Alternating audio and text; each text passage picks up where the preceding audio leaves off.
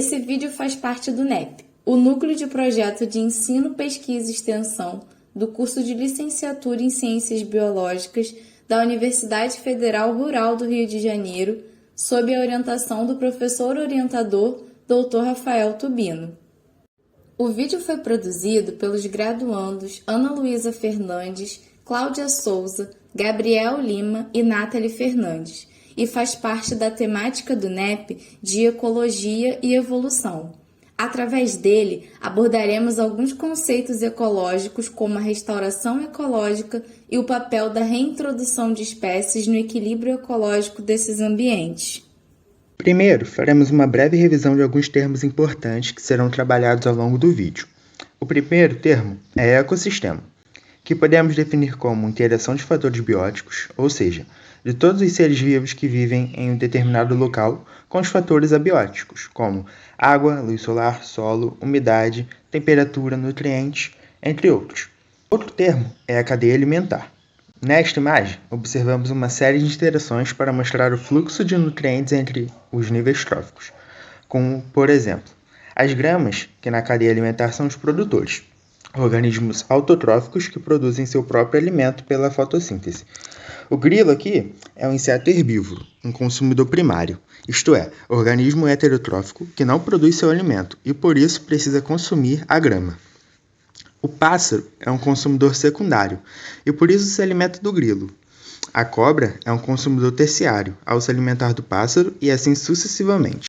Vale a pena ressaltar também os decompositores, que são os fungos e bactérias, que degradam toda a matéria, como restos de animais, vegetais, entre outros. Agora passando para outro termo, a teia alimentar. Ela é a união de várias cadeias alimentares. Nesta relação entre espécies com o meio ambiente, todos os organismos envolvidos de alguma maneira dependem um do outro para que haja manutenção desse ecossistema. Quando o animal é extinto, o que acontece? O que acontece é que todos são afetados pelo fenômeno de cascata trófica, que falaremos a seguir. Pelo dicionário, cascata significa queda de água provocada por desnível brusco do leito de um rio que teve sua continuidade direcional interrompida. Por mais que esse desnível possa aparecer em apenas uma parte do rio, toda extensão é afetada por ele. Da mesma forma, quando um dos componentes de uma área passa por alterações, toda aquela teia trófica é atingida. Podemos entender o fenômeno da cascata trófica por meio do seguinte exemplo. Uma área que há anos apresentava uma variedade de espécies, inúmeras espécies vegetais, várias espécies animais e não só espécies. Essa área também continha um riacho que, mesmo pequeno, era suficiente para servir de recurso hídrico para os seres vivos da região. Agora imagine que essa área tenha se tornado cenário de eventos de animais e de extração de madeira em quantidade exagerada, sem nenhum tipo de autorização ou controle. Em alguns anos, essa área terá sido tão modificada que ela será classificada como área degradada, devido ao número natural de população de espécies ter sido alterado ao ponto de levar à extinção das espécies presentes nesta teia trófica do riacho.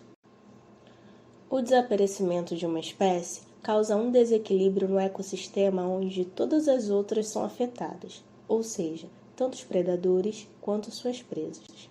Por exemplo, a retirada da cobra faria seu predador, o coati, passar fome. Para sobreviver, ele buscaria alimento em outros lugares e ficaria extinto naquele local onde antes ele era encontrado. Além disso, as suas presas, como sapo e pequenos roedores, aumentariam sua população descontroladamente. O mesmo desequilíbrio aconteceria com a retirada da onça, por exemplo. Com seu predador natural extinto, a população de herbívoros também cresceria rapidamente e sem controle. Isso prejudicaria toda a vegetação do local, provocando o efeito em cascata. Entendeu agora o porquê desse nome? Uma alteração em qualquer nível trófico desencadeia alterações em todos os outros e no ambiente. Por isso a importância da restauração ecológica. As ações humanas de caça, poluição e extração de recursos naturais sem controle, como, por exemplo, a extração da madeira, apresentam consequências como a degradação e o desequilíbrio ambiental. Porém, outro tipo de ação humana pode buscar reverter esse resultado negativo. Essa ação é a restauração ecológica, que é quando um grupo de pessoas buscam atividades que possam auxiliar a regeneração dessas áreas degradadas, a ponto que seu cenário original seja restabelecido para que haja manutenção funcional do ecossistema. Por isso, a restauração ecológica não é simplesmente reintroduzir qualquer tipo de planta ou animal. Ela requer muito estudo, planejamento, para que essas áreas retornem a um cenário o mais próximo possível de sua origem. Em alguns casos, a reintrodução de espécies, que é o tema do nosso trabalho, é um dos últimos passos para a restauração ecológica, já que, para ela ser bem-sucedida, todos os fatores que contribuíram para sua degradação precisam ser resolvidos e finalizados. Agora, vamos observar exemplos práticos e reais de programas de restauração ecológica através da reintrodução de espécies, como, por exemplo, o lobo-cinza no Parque Nacional de Yellowstone, nos Estados Unidos, a cutia vermelha no Parque Nacional da Tijuca, no Rio de Janeiro, e o jabuti-tinga no Parque Nacional da Tijuca, no Rio de Janeiro. Os lobos do Parque de Yellowstone. Eles praticamente se extinguiram devido à caça descontrolada e realizada pelos humanos.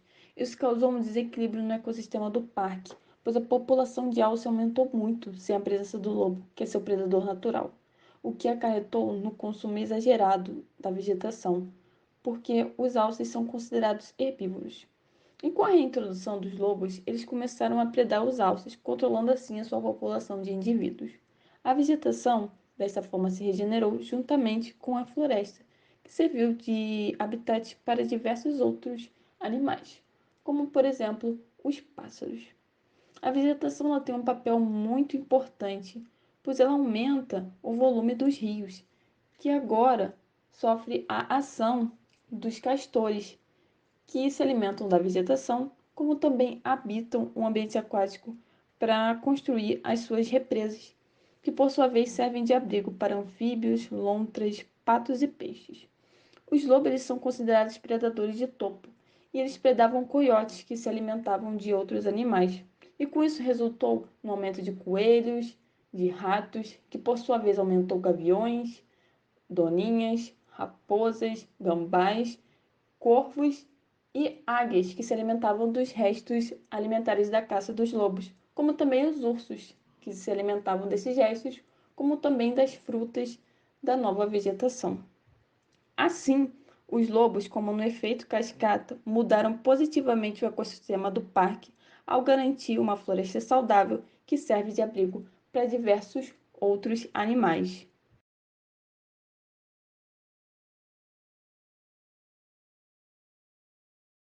A reintrodução de cutias vermelhas no Parque Nacional da Tijuca, no Rio de Janeiro, se iniciou em 2009, através do projeto Refauna, pois esses roedores estavam localmente extintos há cerca de 40 anos. Além disso, as cutias realizam um dos papéis fundamentais no ecossistema, pois elas se alimentam de vegetação de plantas arbóreas ao consumir seus frutos e posteriormente enterrarem as sementes no solo, contribuindo assim para a dispersão. Atualmente, a população de cutias vem crescendo sem necessidade de auxílios e intervenções, mas os esforços continuam para o monitoramento dessa população. Em paralelo à reintrodução, o Laboratório de Ecologia e Conservação de População da UFRJ estuda os padrões espaciais, a demografia e a dieta das cutias reintroduzidas, além do recrutamento de plântulas de espécies arbóreas dispersadas por elas, de modo a aliviar o efeito da reintrodução na reconstrução de interações ecológicas perdidas.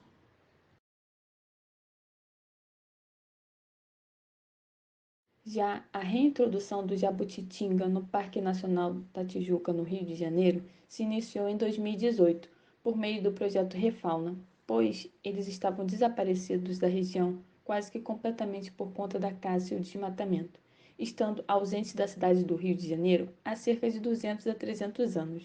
Os jabutis são conhecidos como bons dispersores de sementes grandes e costumavam ser bem abundantes na floresta da Mata Atlântica. A reintrodução dos primeiros jabutis foi em janeiro de 2020 e está sendo coordenada pelo Laboratório de Ecologia e Conservação de População da UFRJ, que também conduz estudos sobre diferentes estratégias de soltura, a influência do comportamento individual, resultado da reintrodução, a avaliação da dispersão de sementes, sua dieta e padrões de movimentação dos jabutis. Bem, o nosso vídeo vai ficando por aqui. Espero que você tenha tirado proveito da nossa revisão, compreendido os conceitos apresentados e gostado dos exemplos práticos e reais da restauração ecológica e reintrodução de espécies. Além disso, deixamos aqui o nosso muito obrigado a você que assistiu esse vídeo, ao professor orientador Dr. Rafael Tubino e ao Núcleo de Ensino, Pesquisa e Extensão de Licenciatura em Ciências Biológicas da Rural. No mais, deixe seu like, comente suas dúvidas e o que você aprendeu com o vídeo e compartilhe ele com seus amigos. Até a próxima! Tchau!